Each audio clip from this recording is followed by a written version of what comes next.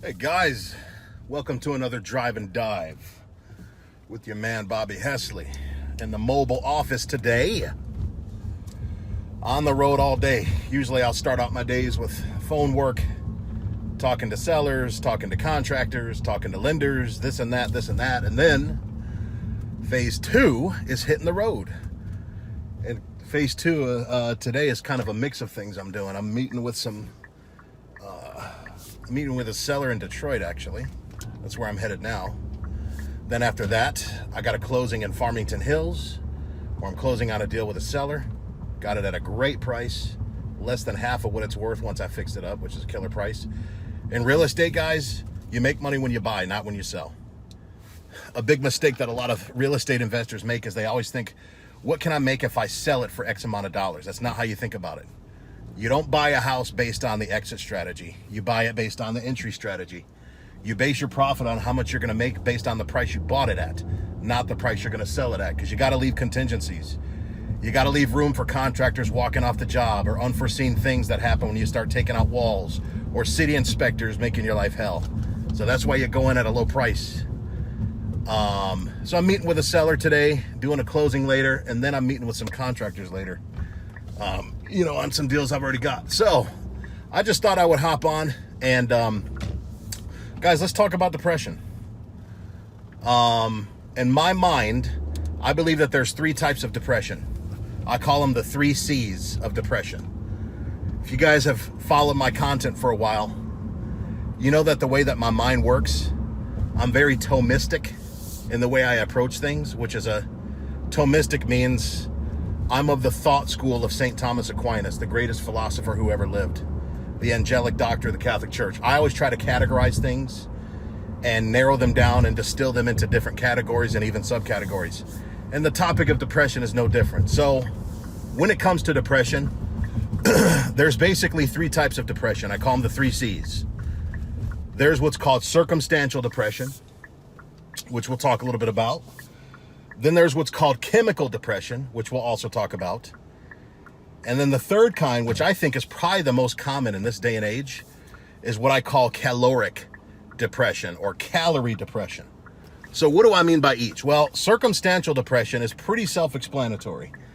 And there's no shame in circumstantial depression. We all go through it. It doesn't matter how rich we are, how skinny we are, how famous we are. Whatever it is you think that makes us happy, if you have all those things, none of that is going to prevent you from experiencing circumstantial depression at some point throughout your life, no matter how rich, skinny, or happy you think you are. Circumstantial depression is basically when things outside of your control happen to you. The death of a loved one, for example, like the recent death of my mom, the death of a pet, the closing of a business. Let's say for some reason you try to start a business and you have to shut it down, or you go out of business, or it doesn't turn out the way you thought it would. A breakup, God forbid it be a divorce, because what God has joined, let no man put asunder, Jesus said. But let's say you suffer a divorce, or you suffer some kind of breakup, or you suffer some kind of injury. Let's say you break a limb, or worst case scenario, let's say you lose a limb. Those are all things that are going to create the first category of depression, the first C of depression, which is called circumstantial depression. Unfortunate circumstances that basically tap into your humanity. Even Jesus felt circumstantial depression, and he was God made man. He was God in the flesh. He had a perfect human nature. Yet in Matthew chapter 26, he said, my soul is sorrowful even unto the point of death, on the night he was betrayed, when Jesus was in the Garden of Gethsemane. So even our Lord, we could say, suffered about, to use some modern terminology, circumstantial depression. He knew that he was about to be crucified. He knew that Judas was about to betray him. He knew that all the apostles, with the exception of St. John, were going to abandon him in the hour of need. As God, he knew all of these things, because God knows everything, past, present, and future. And as man, his divine intellect, his divine nature communicated that reality to his human nature. His divine intellect communicated the reality of the fact that he's about to suffer shame and sorrow and pain and crucifixion and death to his human intellect. And once that was communicated to his human intellect from his divine intellect, because he was fully God and fully man, because he is 100% human, just like we are, in every way except sin, As a result, Jesus suffered some circumstantial depression. Who wouldn't under those circumstances, right? Who wouldn't have some circumstantial depression? You know, I lost my mom a few months ago. I went through a little bit of depression for maybe a week or so. I mean, it didn't stop me from functioning. I still did everything I had to do. And when I look back, you know, because everything kind of fell on me, you know, I've got family members out of state, and long story short, I kind of had to handle everything, which I was honored to do. That's what the fourth commandment calls us to do. And I was honored to do that, to handle my mom's affairs, to make sure that she parts from this world in a state of grace, to make sure that she had her last rites, her final Holy Communion, to make sure that she had some comfort at her bedside as she died. I played some of her favorite, you know, spiritual songs, and she even hummed one of them back to me. Like, she got to a point where she couldn't talk anymore, but she was able to kind of moan and kind of hum a little bit. And she hummed one of the songs back to me as I was playing it to her. Of course, I started sobbing like the little boy I was, the curly-headed little boy I was, because that's kind of who I'll always be to my mom. You know, so who wouldn't suffer a little bit of depression when that happens? And there's nothing wrong with that, guys. You should never be ashamed of that. Never, ever be ashamed of circumstantial depression, especially when the circumstance is not your fault. Now, obviously, if you get yourself in a circumstance that causes you an unfortunate outcome, you know, maybe through your own behavior, you destroy a relationship that causes you sadness when you see that relationship go away. Maybe you lose a job through fault of your own. You're late, you don't perform well. Maybe you lose a business, you didn't manage your money well enough, or you hired the wrong people. Yeah, it's kind of harsh. Those situations are your fault. And if those situations put you in depression, don't be ashamed of it. You're human, right? So what's the second kind of depression? The second kind of depression, the second C of depression. Again, we covered the first C, which is circumstantial depression. The second C of depression is called chemical depression. Now, when it comes to chemical depression, that is not your fault whatsoever, because that means you have an imbalance of chemicals in your brain. That means that your serotonin receptors are off, and you are disposed to be depressed, and there's nothing you can do about it. Like I said, it doesn't matter how rich, skinny, or happy you think you are, or how successful you are. If you have a chemical imbalance in your brain through no fault of your own, you're going to have depression no matter what your circumstances are.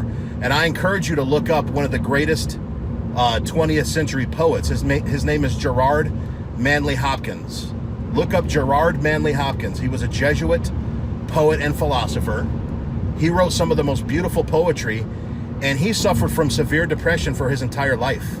He had chemical depression. And some of his best poems came when he was in some of his deepest, darkest, most depressed states. And that's because he had chemical depression. Look him up. Look up Gerard Manley Hopkins and read about him. Another Catholic saint who was famous for, well, not necessarily depression, but for mental illness is Saint Benedict Joseph Labre. He's actually the patron saint of the mentally ill. You know, he suffered from depression. Saint Dymphna is also a patron saint that aids those who have depression with her intercession. So you can have chemical depression, and if you have chemical depression, the first thing you need to do is you need to just humble yourself and go see a therapist, go see a psychiatrist. There's no shame in that. Unfortunately, in our society, there is a stigma on the profession of people who seek mental help. How come nobody looks down on people who have a toothache and go to a dentist, right?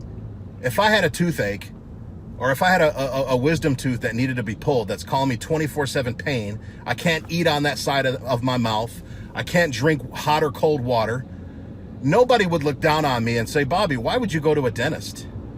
You're kind of a loser. How come you don't just get a pair of pliers and you know, inject yourself with something that'll numb and just knock out your own tooth? Get a hammer, get a screwdriver, you know, position it in your mouth, kind of like Tom Hanks did in Castaway with the little ice skate in the rock, and just knock your own tooth out. What's the matter with you? Are you less of a man? What are you seeking out doctors for? Fix your own tooth, you loser. Nobody would say that to me, guys. Nobody would look down on me for going to see a dentist to fix a tooth. Nobody would look down on me for, I don't know, going to a foot doctor if my foot bothers me. So why is it that we don't look down on people who seek help for physical ailments, right? But we look down on people who seek help for mental ailments. Are we not composites of body and soul? Are we not body, mind, and spirit? As a matter of fact, you'd probably look down on me if I tried to fix my own tooth. If I grabbed a plier and a screwdriver and a hammer and I tried to knock out my own tooth, you'd be like, Bobby, that's kind of nutty, man. You're kind of a weird guy to do that, man. Go see a dentist, right? And yet, how many of you, just be totally honest with yourself, how many of you, when you have mental ailments, when you have psychological ailments, are actually afraid to tell people that you're seeking a therapist, that you're in therapy maybe? Because you know that people will probably look down on you. They'll probably think you're crazy. They'll probably think you're weak. And that's just the society we live in. And that kind of speaks to the materialism of our society. And when I say materialism, I'm not talking about people that believe that life is full of Lamborghinis and lobster tails. I'm talking about the philosophical definition of materialism, which is when you only focus on the material world. You pay little to no attention to the spiritual world, to the invisible. You only focus on the visible world. A lot of people confuse that term, materialism. The actual better term for it is consumerism. When you're talking about people that suffer from idolatry, that are just money hungry and want to spend and all that stuff, that's really materialism. That's really consumerism. Materialism is when you only focus on the physical with very little thought to the otherworldly. And because we live in a materialistic and consumeristic society, most people are not going to understand that spiritual realm of when you have something wrong with you. And that's part of what being human is, guys. We have psychology. We have a psyche. And sometimes, just like our bodies can get sick, just like sometimes our bodies can be broken or disabled, well, you know what? So can our psyches. Our minds can be sick sometimes. And sometimes you have to seek professional help just like you would as if you had a physical ailment. Never, ever be ashamed of that. And number two, it's really nobody's business. It's not like, if you go to seek out therapy, possibly to get on some medication, because sometimes the only way you can treat the second C of depression, of chemical depression, is through medication. There's just no way around it. It doesn't mean that you're weak-willed. It doesn't mean that you're nuts. It just means that you have a chemical imbalance in your brain through no fault of your own that can only be treated with medicine. I mean, that's a fact, and there's nothing wrong with that. And the thing is, if you're seeking out that kind of help, you're not required to go door to door in your neighborhood and knock on people's door and say, hey, I'm seeing a therapist. Hey, I'm getting on medication. It's nobody's business. You don't owe it to anybody to tell, maybe your spouse or people you live closely with, but you don't owe it to anybody to disclose your business of what's wrong with you. You don't. But if you do, make sure you tell it to people that are safe to tell it to. Make sure you tell it to people that are not judgmental. Make sure you tell it to people that are not going to blame you and shame you and start criticizing you and start trying to come up with a list of all the reasons why you're depressed, why you would dare be depressed. What are you doing with your life that makes you depressed?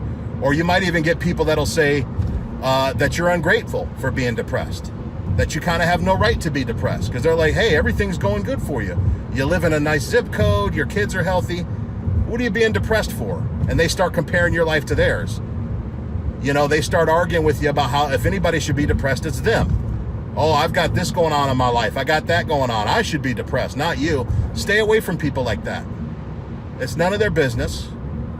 And if you decide to make it their business to tell them that you're depressed, make sure that you tell it to people that are safe and not judgmental. Okay? Now, the third C of depression, and this is actually blameworthy, is called calorie depression, which basically is, and it's kind of similar to the first C. It's kind of similar to circumstantial depression, except it's a circumstance of your own making. And that's calorie depression, meaning you eat like crap. If you have a crappy diet, and ask me how I know, I'm not saying anything that I'm above, guys. There's times when I eat like crap, man. And it shows sometimes, if you notice, here and there. But the fact is, if you're eating crappy, and you're eating frankenfoods that are created in food company laboratories that will last for 25 years because they're so pumped with chemicals and preservatives, when you're putting that crap in your body, you're going to be depressed. It's going to affect your mental state.